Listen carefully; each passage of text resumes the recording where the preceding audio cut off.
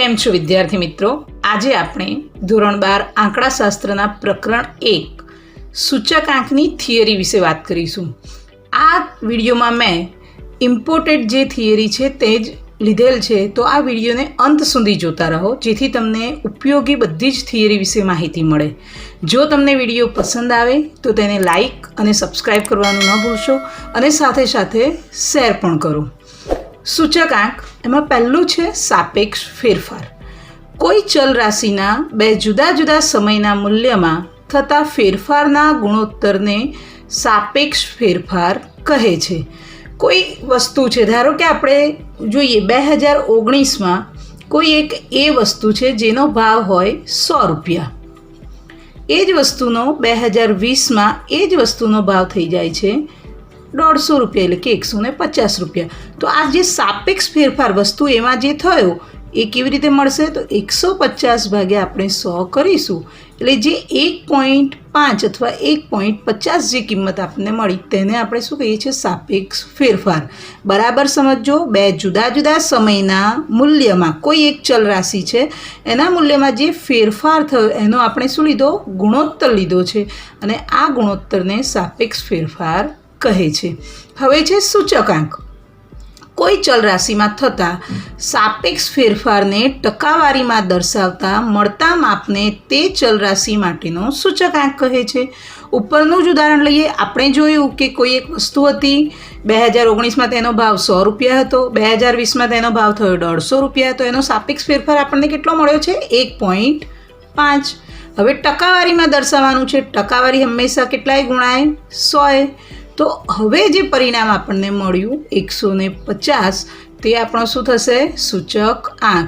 એટલે કે સાપેક્ષ ફેરફારને ટકાવારીમાં દર્શાવતા જે માપ આપણને મળે છે તેને આપણે સૂચકાંક કહીએ છીએ. હવે સૂચકાંક જે જુદા જુદા પ્રકારના હોય છે તેમાં પહેલું છે ભાવનો સૂચકાંક. કોઈ વસ્તુના બે જુદા જુદા સમયના ભાવમાં થતા સાપેક્ષ ફેરફાર. ભાવ એટલે પ્રાઇસ, કિંમત જેને આપણે કહીશું, તેથી એને પીથી ડિનોટેટ કરીએ છીએ. તો ભાવમાં થતા જે સાપેક્ષ ફેરફારને ટકાવારીમાં દર્શાવતા માપને ભાવનો સૂચકાંક કહે છે. એટલે કે આપણે P1 લઈશું ચાલુ વર્ષ, P0 આધાર વર્ષ અને ગુણ્યા 100. ભાવ છે તેથી પ્રાઇસ એટલે Pની સંજ્ઞા લીધી છે, P1/P0 × 100, તો આપણને શું મળશે? ભાવનો સૂચકાંક. એ જ રીતે જથ્થાનો સૂચકાંક. કોઈ વસ્તુના બે જુદા જુદા સમયના જથ્થામાં થતા સાપેક્ષ ફેરફારને ટકાવારીમાં દર્શાવતા માપને જથ્થાનો સૂચકાંક કહે છે. હવે જથ્થો છે તો આપણે એને ક્વોન્ટિટી કહીશું, એટલે કે Q1/Q0 ગુણ્યા 100. સાપેક્ષ ફેરફાર છે એટલે ભાગાકારમાં લીધું અને ટકાવારીમાં દર્શાવવાનું છે એટલે ગુણ્યા 100 કર્યા. તો આ જે આપણને મળશે તે શું મળશે? જથ્થાનો સૂચકાંક આપણને મળે છે. હવે આપણે જે જોવાનું છે તે છે સૂચકાંકના લક્ષણો. સૂચકાંકમાં ખાસ યાદ રાખવાનું છે કે સૂચકાંક એકમથી મુક્ત છે. એટલે કે સૂચકાંકની જે કિંમત આપણે મેળવીશું તેની પાછળ ક્યાંય આપણે સપોઝ ઉપર આપણે મેળવ્યા 150 સૂચકાંક આવ્યો, તો આની પાછળ ક્યાંય કોઈ એકમ લખવાનો નથી. એટલે કે રૂપિયા કે વજન કે મીટર, કોઈ જ પણ પ્રકારનો એકમ આવશે નહીં. સૂચકાંક એકમથી મુક્ત માપ છે. એટલે સૂચકાંક 150 આવ્યો, 250 આવ્યો, 200 આવ્યો, એની પાછળ કોઈ એકમ આપણે મૂકીશું નહીં. બીજું છે તે તુલનાત્મક માપ છે. બે અલગ અલગ સમયમાં જે તે વસ્તુના ભાવ કે જથ્થામાં જે ફેરફાર થયો છે તેની આપણે તુલના કરીએ છીએ, તેથી તે તુલનાત્મક માપ છે. ત્રીજું છે ટકાવારી ફેરફાર દર્શાવતું સાપેક્ષ માપ છે. આપણને શું દર્શાવે છે? બે અલગ અલગ વર્ષના ટકાવારી ફેરફારો દર્શાવે છે. તેથી ત્રીજું એનું લક્ષણ છે કે ટકાવારી ફેરફાર દર્શાવતું સાપેક્ષ માપ છે. ચોથું વિશિષ્ટ સરેરાશ માપ છે. સૂચકાંક એક એવી વિશિષ્ટ સરેરાશ દર્શાવે છે. બે અલગ અલગ વસ્તુ કે જથ્થા કે સમયના ગાળાની જે વસ્તુઓ છે તેની વિશિષ્ટ સરેરાશ માપ દર્શાવે છે. અને છેલ્લે છે ગુણોત્તર દ્વારા આધાર સમય સાથે સરખામણી થાય છે. એનો ગુણોત્તર મેળવીને આપણે જુદા વર્ષમાં અને અત્યારેના ચાલુ વર્ષમાં જે તે વસ્તુ કે આપણા ટકાવારી કે કંઈ પણ વસ્તુનો ગુણોત્તર દ્વારા આપણે ફેરફાર જાણી અને સરખામણી કરી શકીએ છીએ. હવે આપણે જોઈશું સૂચકાંકના ઉપયોગો. પહેલો ઉપયોગ છે વ્યાપારી પરિસ્થિતિના સૂચકાંક, એટલે કે દેશના ધંધા અને વેપારની આર્થિક અને વ્યાપારી પ્રવૃત્તિઓની જે સામાન્ય સ્થિતિનો અભ્યાસ આપણે કરવાનો હોય તે માટે સૂચકાંક ઉપયોગી છે. બીજું છે જથ્થાબંધ ભાવનો સૂચકાંક, દેશની જે ભાવ સપાટીના ફેરફારો છે, જુદી જુદી વસ્તુના જે ભાવ સપાટીના ફેરફાર તે જાણવા માટે સૂચકાંક ઉપયોગી છે. ત્રીજું છે જીવન નિર્વાહ ખર્ચનો સૂચકાંક, કે કર્મચારીઓના પગાર, મોંઘવારી, બોનસ આ બધું નક્કી કરવા તથા સરકારને પોતાની કર નીતિ ઘડવા માટે આ સૂચકાંકનો ઉપયોગ કરે છે, જીવન નિર્વાહ ખર્ચના સૂચકાંકનો. ચોથો ઉપયોગ છે માનવ વિકાસનો સૂચકાંક, માનવ વિકાસની કક્ષા, જીવન ધોરણ, માણસનું અપેક્ષિત આયુષ્ય, શિક્ષણનું સ્તર કેટલે સુધી પહોંચ્યું છે જૂના વર્ષોની સરખામણીમાં આ વર્ષોમાં, તે જાણવા માટે આપણને માનવ વિકાસનો સૂચકાંક ઉપયોગી છે. એના પછી છે રાષ્ટ્રીય આવકનો સૂચકાંક, દેશની આર્થિક સ્થિતિના મૂલ્યાંકન માટે તેમજ જુદી જુદી જે સરકાર પંચવર્ષીય યોજનાઓ ઘડે છે તો આ પંચવર્ષીય યોજનાના લક્ષ્યાંકો કેટલે સુધી પહોંચ્યા છે તે જાણવા માટે આપણને રાષ્ટ્રીય આવકનો સૂચકાંક ઉપયોગી થાય છે. એના પછી છે ઔદ્યોગિક ઉત્પાદનનો સૂચકાંક, ઔદ્યોગિક ઉત્પાદનની અંદર શું વધારો થયો છે, જુદા જુદા ઔદ્યોગિક ઉત્પાદનોમાં શું ફેરફાર થયો છે, કયા ફેરફારો, કઈ ટેકનોલોજી આવી છે તે જાણવા માટે આપણને આ સૂચકાંક ઉપયોગી છે. કૃષિ પેદાશનો સૂચકાંક, એટલે કે કૃષિની જે આયોજન છે, ખેડૂતોને તેમના ઉત્પાદન માટે ટેકારૂપ ભાવ, તમે સાંભળ્યું હશે કે સરકારે ટેકાના ભાવ જાહેર કર્યા, તો આ જે ટેકાના ભાવ જાહેર કરવા માટે સરકારને કૃષિ પેદાશનો જે સૂચકાંક છે તે ઉપયોગી છે.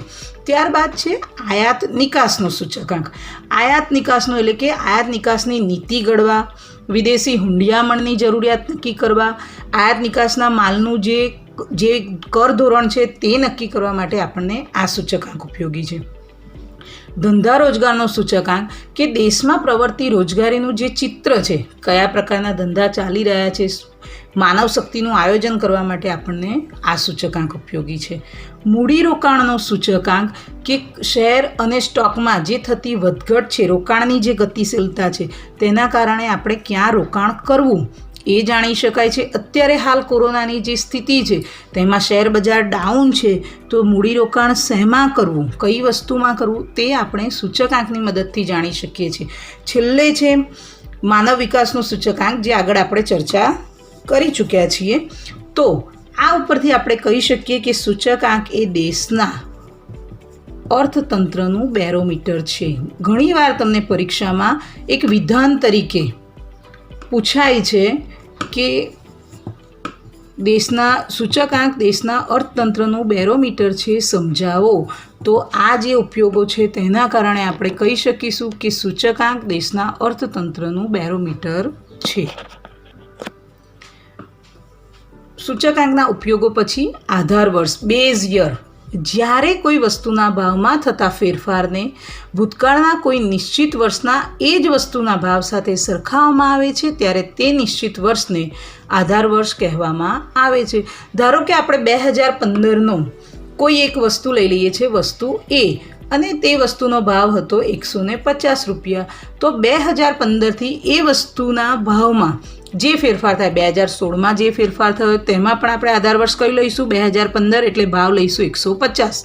સાપેક્ષ કિંમતો શોધવા માટે 2016, 2017, 18, 19 અને 20 બધામાં જે વસ્તુના ભાવમાં ફેરફાર થયો છે આપણે બેઝ યર કયું લેવાના છે, 2015 જ, અને વસ્તુનો જે ભાવ છે 150 જ લઈશું. તો તેને આપણે આધાર વર્ષ કહીએ છીએ. એક નિશ્ચિત વર્ષ આપણે નક્કી કરી નાખ્યું, તેની જ સાથે આપણે એને સરખાવીશું.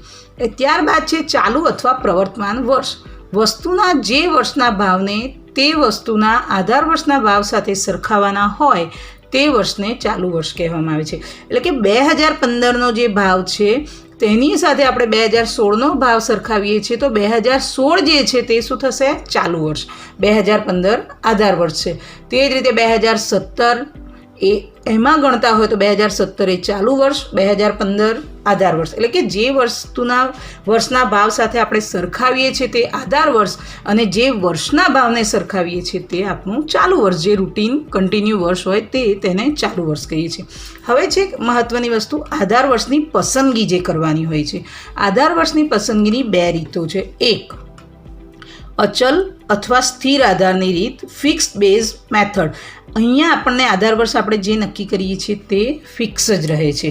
બીજી છે પરંપરિત આધારની રીત, ચેઇન બેઝ મેથડ. અહીંયા આધાર વર્ષ ક્રમશઃ બદલાતું રહે છે. બરાબર સમજો. અચલ આધારમાં જેમ ઉપર આપણે ઉદાહરણ લીધું કે 2015ને આધાર વર્ષ તરીકે લીધું, ત્યારબાદ 2016માં પણ 2015 આધાર વર્ષ રહેશે, 17માં પણ 2015, 18માં પણ 2015, 2020માં પણ 2015 જ આપણું આધાર વર્ષ રહેશે.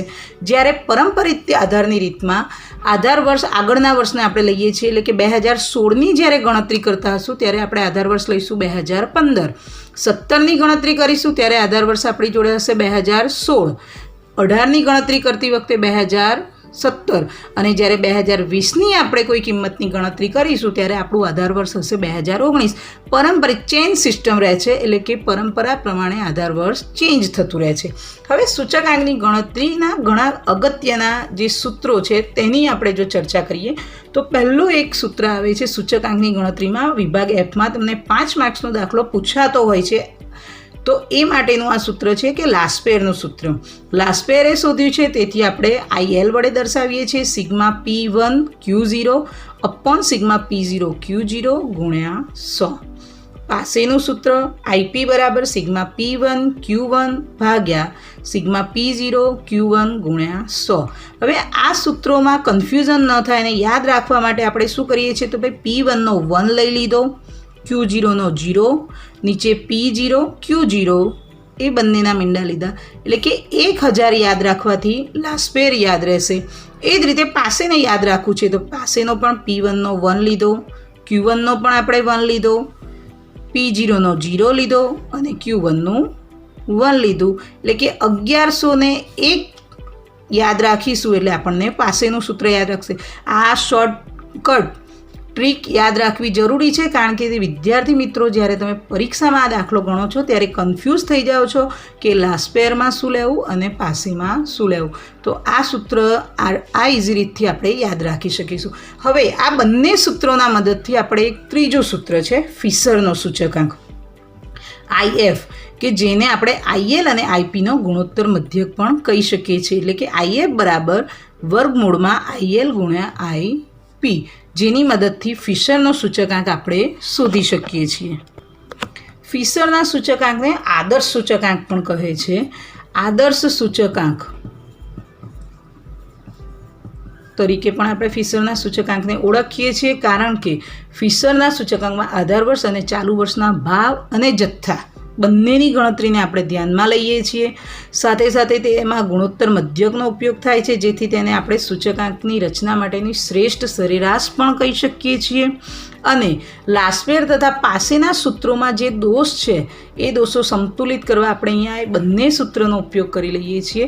તેથી ફિશરનો સૂચકાંક પક્ષપાતથી મુક્ત પણ છે. એટલે કે પરીક્ષામાં જો તમને કંઈ કીધેલું ન હોય પરંતુ એમ કીધું હોય કે આદર્શ સૂચકાંકની ગણતરી કરો, તો ત્યારે વિદ્યાર્થી મિત્રો તમારે સમજવાનું છે કે તમારે ફિશરનો સૂચકાંક શોધવાનો છે, ને ત્યારે આપણે IF બરાબર સ્ક્વેર રૂટમાં IL ગુણ્યા IP નો ઉપયોગ કરીશું.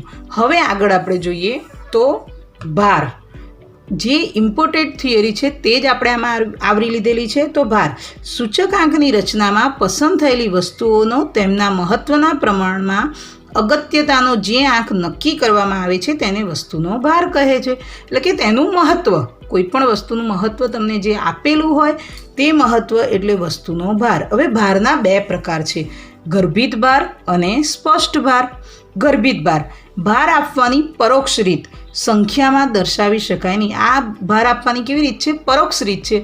આપણે ગર્ભિત ભારને સંખ્યામાં દર્શાવી શકતા નથી. બીજું છે સ્પષ્ટ ભાર. સ્પષ્ટ ભાર એ પ્રત્યક્ષ રીત કહેવામાં આવે છે ભાર આપવાની, અને તેને સંખ્યામાં આપણે દર્શાવી શકીએ છીએ કે આનું મહત્ત્વ 2 ગણું છે, 3 ગણું છે, 5 ગણું છે. આવી કોઈ પણ સંખ્યામાં આપણે દર્શાવી શકીએ છીએ, જેને સ્પષ્ટ ભાર કહે છે.